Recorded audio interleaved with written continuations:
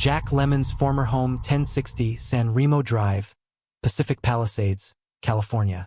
A quiet, curved road tucked between tall eucalyptus and sycamore trees, just a few minutes up from Sunset Boulevard. The house sits behind a low stucco wall, nearly hidden from the street by overgrown hedges, its terracotta roof peeking through like a memory half-buried. Peter and Marlene Walsh, both in their late 40s. He's a semi-retired TV commercial producer from Chicago. She's a former elementary school teacher turned part-time interior decorator. They moved into the house in early 2023 with their 17-year-old son, Dylan. They were looking for a slower life, a place to breathe in the sun and write some new chapters. As Marlene put it, when they bought the property, the agent only casually mentioned its old Hollywood connection. Jack Lemmon had lived there for over 2 decades, until his death in 2001. But the house had been empty again for a while, nearly 6 years since the last owner abruptly left without giving much reason. Spanish colonial revival, built in 1929. Stucco walls in a faded ivory tone. Red clay tiles on the roof. A broad arched doorway with a vintage wrought iron knocker. Inside, the home breathes nostalgia, exposed beams, dark walnut floors. A sunken living room with a fireplace that smells faintly of smoke even when unused. Out back, a small pool, cracked at the edges. Beyond that, a detached guest house Jack once used as a music studio. He was known to play piano there well into the night. A lemon tree supposedly planted by Lemmon himself still grows near the corner of the patio. This fruit is oddly bitter. At first, it was nothing you wouldn't expect from an old house. Doors swelling in the frame, floorboards creaking under nobody's weight, lights dimming when it rained. But then came the piano. There was no piano in the house, not anymore. But on the second night after moving in, Peter heard music. Faint, jazzy, like the soft rolling of keys in a smoky lounge from another decade. He followed the sound, assuming Dylan had something playing on his phone. But Dylan was asleep. So was Marlene. The music stopped the moment Peter stepped into the hallway. A few days later, Dylan told them he'd seen someone on the patio around midnight, an older man in a bathrobe, just standing still near the lemon tree. The boy assumed it was a neighbor at first, until the man disappeared when Dylan blinked. Marlene didn't believe it at first. She's practical, calm, but she started feeling watched while rearranging the bookshelves in the study. Something about the air, it felt listening. She heard tapping on the window panes at night, always 3 slow knocks, and the smell, cigarette smoke, the stale kind that settles deep in furniture.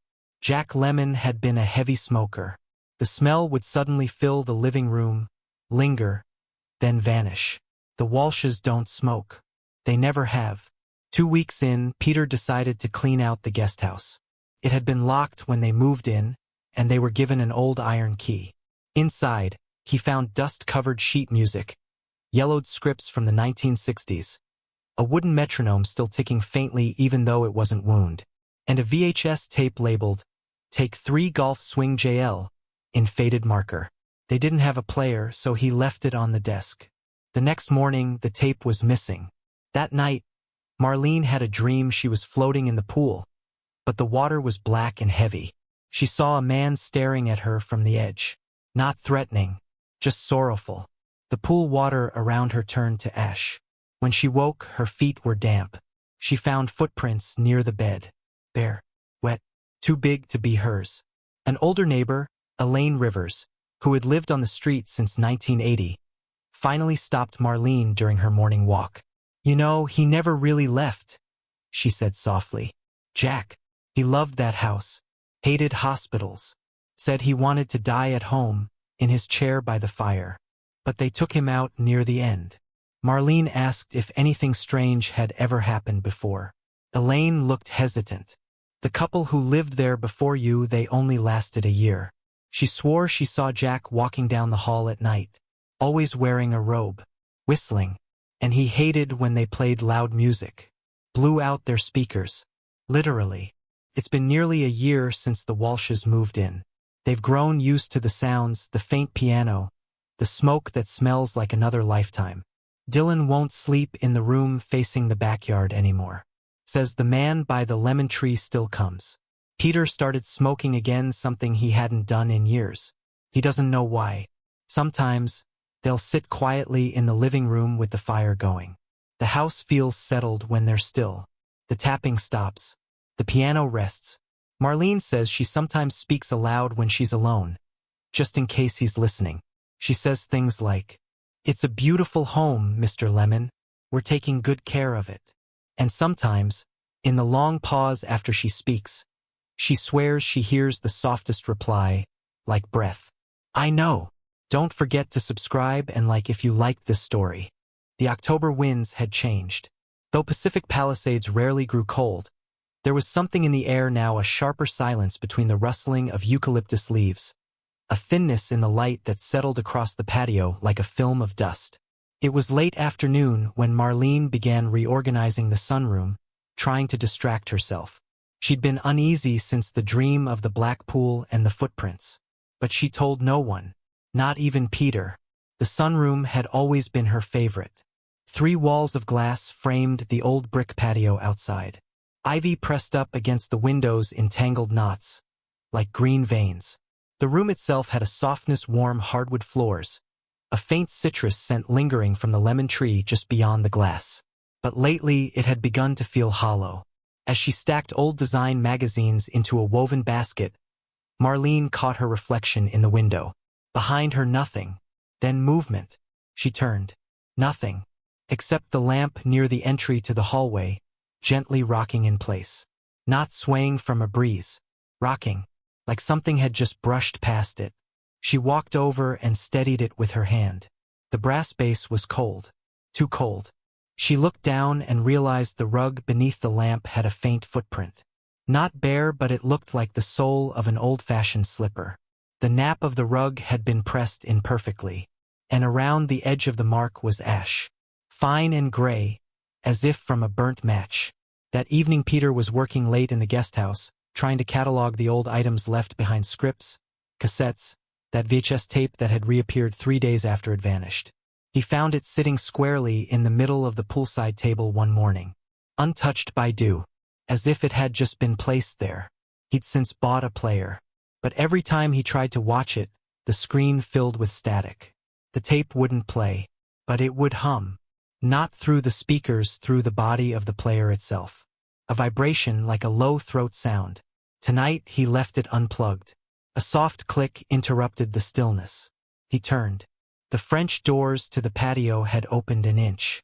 The curtain lifted, though there was no breeze. Peter stepped to the doorway and looked out.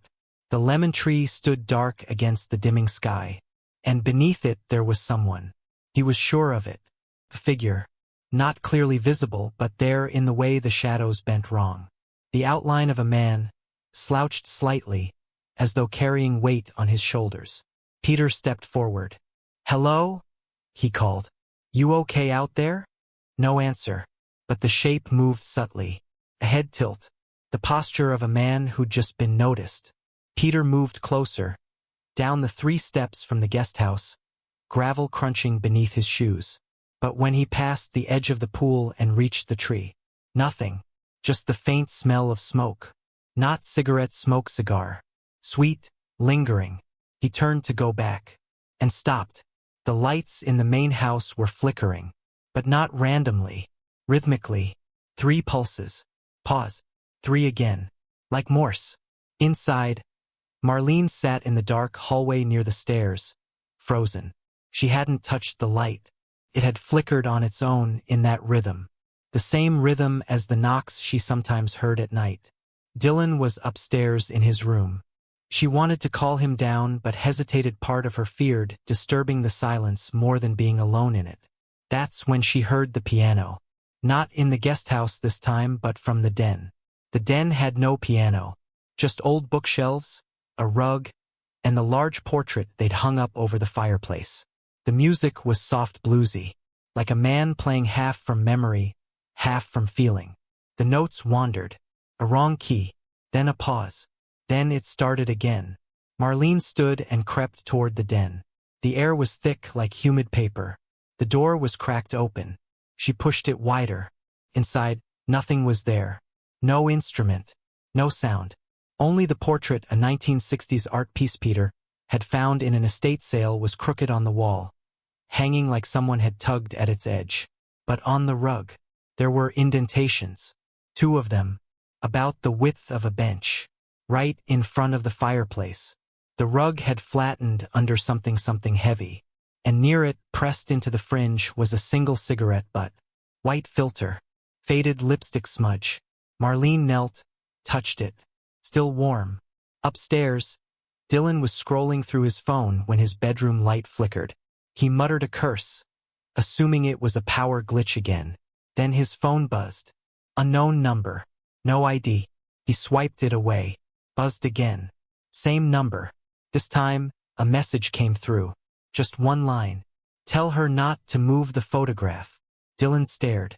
He hadn't told anyone, but the night before, he saw his mom adjusting an old black and white photo on the stairwell. A publicity still of Jack Lemmon from the apartment. She'd said it was tilted and gave her a headache. He ran down the stairs, but the photo was already gone, replaced by a blank frame. Just glass. Behind it a sheet of paper. Typed. Yellowed. No signature. Peter later recognized it. It was a monologue from Some Like It Hot, typed on what looked like Lemon's original script paper, and at the bottom handwritten in blue ink. Don't mess with what's settled. The hallway felt colder now. Not from any draft, it was the kind of cold that came from something older than weather. The kind that settles just beneath the skin. Marlene stood at the base of the staircase, holding the photograph's frame in her hands. The glass felt damp, as though it had been breathing. The photo itself was gone, not torn or misplaced, just gone. As if it had been lifted out of time or never existed at all. The typed monologue remained, heavy with silence. The line scrawled at the bottom, "Don't mess with what's settled," hung in her thoughts like a curtain half drawn. She didn't call for Peter or Dylan. She didn't want to break the strange stillness wrapping around the house like a fog. Instead, she climbed the stairs, slowly, gripping the banister, each step making the wood moan beneath her feet. Upstairs, Dylan sat cross-legged on his bed, the phone in his hand still lit. He had not moved since the message arrived. He'd read it again and again, looking for logic, for explanation, but all he could feel was the sense that someone, somewhere, had watched his thoughts. Not his actions, his intentions. He had planned to tell his mom about the photo, and the message had stopped him. There was a presence in the room now. It wasn't visible, but it was undeniable. The way the air felt pressured. The way his own thoughts seemed distant, like they were passing through syrup. And then came the sound, subtle at first. A low hum. Not mechanical. Not from the walls or wiring. This was different, tonal, living. Like someone was singing softly, mouth closed, just outside his bedroom door. Dylan stood. His knees felt weak. He crossed the carpet, reached out, and turned the knob. The hallway was empty, but the hum was louder now, coming from down the hall. From the guest bedroom, the one no one used. The door was ajar. A sliver of yellow lamplight spilled onto the floorboards. Dylan took a step forward, then paused. There was movement, a shadow, crossing behind the slit of light. Then again, back and forth, pacing. He forced himself to the door, pushed it open.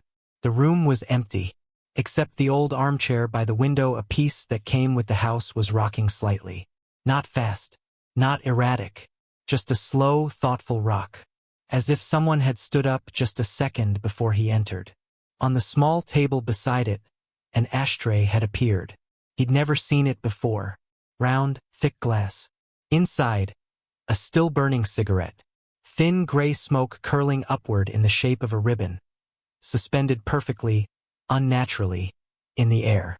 Back in the guest house, Peter was kneeling on the wooden floorboards, sifting through a half-open box of scripts.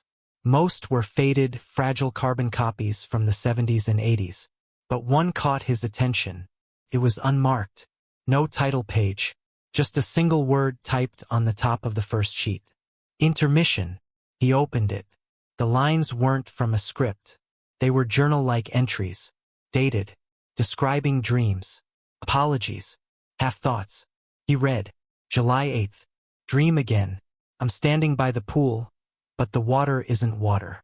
It's all the scenes I never finished. Marilyn is there, but she won't speak to me. Keeps pointing toward the guest house. Then another. August 3rd. Tried playing again tonight, but the keys are too soft. They melt when I touch them. I hear them playing themselves. It's not me anymore. Peter felt the hairs on the back of his neck rise. These weren't written for anyone. They weren't meant to be found. He turned to the last page. Typed faintly, almost illegibly, as if the typewriter had run out of ink. If they move the lemon tree, I'll forget who I am.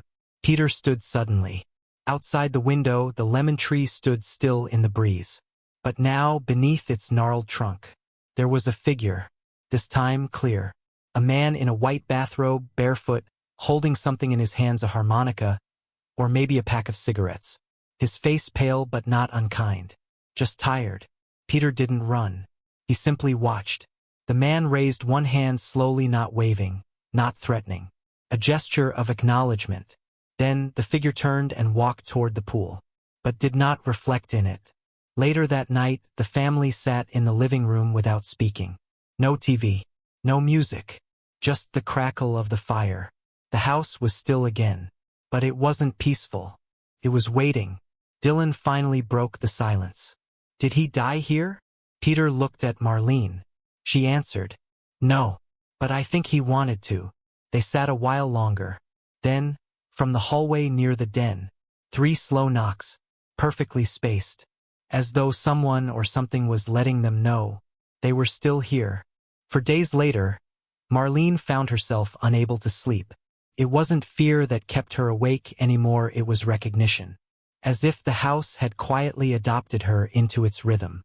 The knocks, the music, the drifting scent of cigarette smoke no longer startled her. They felt like part of the atmosphere now, like coastal fog or the creaking of old eucalyptus in the wind. But she couldn't ignore what Peter had told her. The figure, the journal entry. If they move the lemon tree, I'll forget who I am. It haunted her in a different way. Not a ghost in the traditional sense, but the idea that someone's soul, their story, could anchor itself to something living. Something rooted. And that night, after midnight, when the temperature in the house dropped again, she felt compelled. Not pushed, not forced, but called. She wrapped herself in a shawl and stepped out the back door, barefoot across the terracotta tile. The lemon tree was still, its twisted limbs reaching out in all directions like arthritic fingers. The fruits were large this season, sagging with weight, their scent sharp and bitter. Marlene reached out and touched the bark. Cold, damp with dew. She knelt at the base of the trunk and placed her ear against it. Nothing at first, but then a sound. Faint, not the echo of wind or bugs. Music. A piano melody, soft and nostalgic, like someone playing with one hand. Something from another decade, another life. She dug, with bare fingers at first. Then with a rusted garden spade she found near the wall. The soil was loose, almost eager to give way. 3 inches down, she hit something solid. Wood, old, splintered. A box. She pulled it up, no larger than a shoebox. Its brass latch nearly dissolved from time and moisture. She sat with it on her lap in the moonlight and slowly opened it. Inside, a small reel of 8mm film labeled J.L. Catalina, 1966. A harmonica with a faded engraving, Play It Anyway. A yellowed napkin from Musso and Frank, scribbled with phone numbers and jokes. And a letter. It was folded, crisp with age, and addressed simply. To whoever finds this. Marlene unfolded the paper and read. If you found this, I imagine the house still breathes. That's good. I left parts of myself here not out of fear, but love. Too many laughs, too many shadows. I rehearsed 1,000 lines in this yard. I mourned in that chair by the fire. I never wanted to be a ghost, but I suppose I might have become one anyway. Don't tear the house apart trying to fix it. Don't clear away the quiet. It remembers more than you do. I'm not trying to scare you. I'm just still here, in pieces. So please leave the tree. Leave the music. And if you hear me some night, play it anyway. It was signed simply, Jack.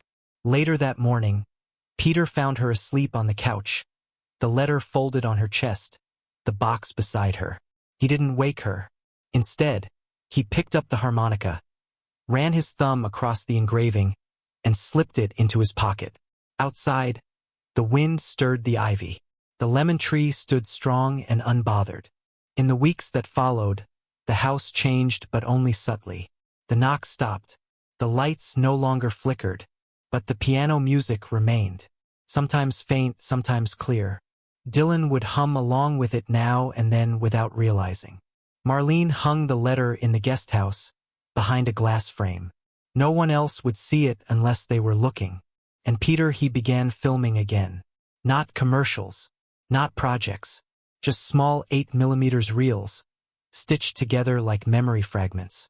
He called the first one Still Here. They never moved the lemon tree. They left the guest house untouched. They lived inside the rhythm of the house, the way one lives in a melody. Not by understanding every note, but by feeling it. One night in January, as a rare fog rolled in from the ocean, a neighbor walking her dog passed the front gate. She glanced toward the house. The curtains were drawn, the lights low, but for just a moment, she saw a man on the balcony, short, broad-shouldered, wrapped in a white robe. He was looking out toward the hills. She raised a hand, half out of habit. The man smiled, and then he was gone. Not vanished, just stepped back inside.